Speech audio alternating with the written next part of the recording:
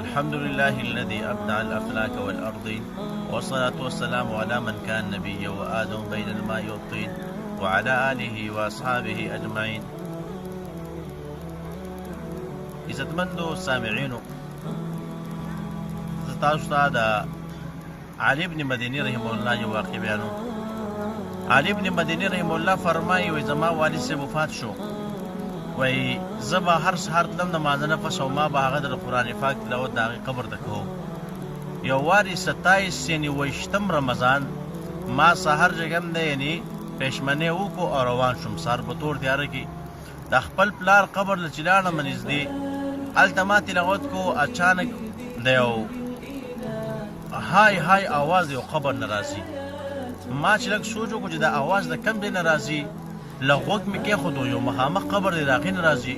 نو ډېر زیات ګبراو شوم، ډېر زیات وویرېدم چې دا څه مسله ده. بس ما خپل هغه تلاوت په هر څه مې په خپل ځای پرېښودلی، د هغې په تماشه شوم. بس هغې ته مې غوږ کېښودلی و تر دې چې څومره رڼا کېده نو ورو ورو د اواز کمېدو. چې کله رڼا شو اواز مکمل ختم شو. وایي داسې په لاره باندې خلک تېرېدلی، یو کس ته ما چې دا پلانکې قبر ته پېژنې دا د چا دی وایي، او زه خو پېژنم دا خو د پلانکې کس قبر دی. ما ته چې هغه څوک یاد کړو نو هغه ما پېژانده و، ډېر نیک سړی و، ښه انسان و، منځګزار او ذکر والا ښه انسان و. زه حیران شوم چې دومره یو ښه انسان د هغې د قبر نه ولې د های های اواز راځي. وایي ډېر زیات په تعجب کې وغورځېدلم. وایي زه لاړم د هغې کلي علاقې ته چې د هغې په علاقه کې چا نه تپوس وکړم دا څه مسله ده. وایي د هغې کلي علاقې ته لاړم، چې کله ما د هغې په علاقه کې د خلکو نه تپوس وکړو نو ما ته د هغې علاقې خلکو وویله وایي اول دا نوجوان او ځوانو د ده سره خپل مال و، بس په هغې باندې په خپله تجارت کوو، د دې لینډین به روان و.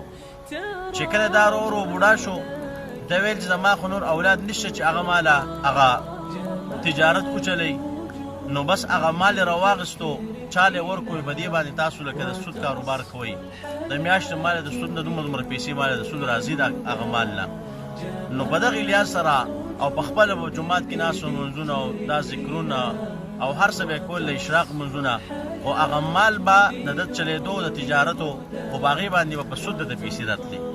نو په دغې لحاظ سره علي بن مدیني رحمه الله فرمایي ما ته فتوه ولګېدله چې هم دا وجه ده چې ده په سود باندې چونکې دا مال دا یې په سود باندې د ګټلو او په سود باندې به ده ته روپۍ میلاوېدلي، د دې وجه چې کوم دی د قبر کې عذاب دی او قبر نه د دې د های آواز راځي. عزتمندو که یو انسان تش مونځ ته کار ووایي، تش اودس ته کار ووایي، تش ذکر ته کار ووایي، نور معاملات د انسان ټیک نه ګوري عزتمندو، بیا هم ګورې اخلاصی نشته چې موږ خپل لین دین خپل معاملات هر څه صفا کړو. یو انسان نن سبا مونږ خبره دې راوستې ده بس صرف مونځ کوه اودس کوه ذکر کوه او بس چې کوم دی جنتي. نه معاملات به زموږ بالکل 100% د اسلام مطابق وي، د شریعت مطابق وي، چې شریعت زموږ څنګه معاملات غواړي. عزتمندو ځان د سود نه، د ناروا نه، د حرام مال ځان ساتل پکار دي. یو نوڼۍ خوړل هم چې کوم دی ډېر زیات نقصان دی د سود او حرام مال. نو الله رب العزت مو ته د سود او د حرام مال نه وساتي. واخر دعوانا الحمد لله رب العالمين.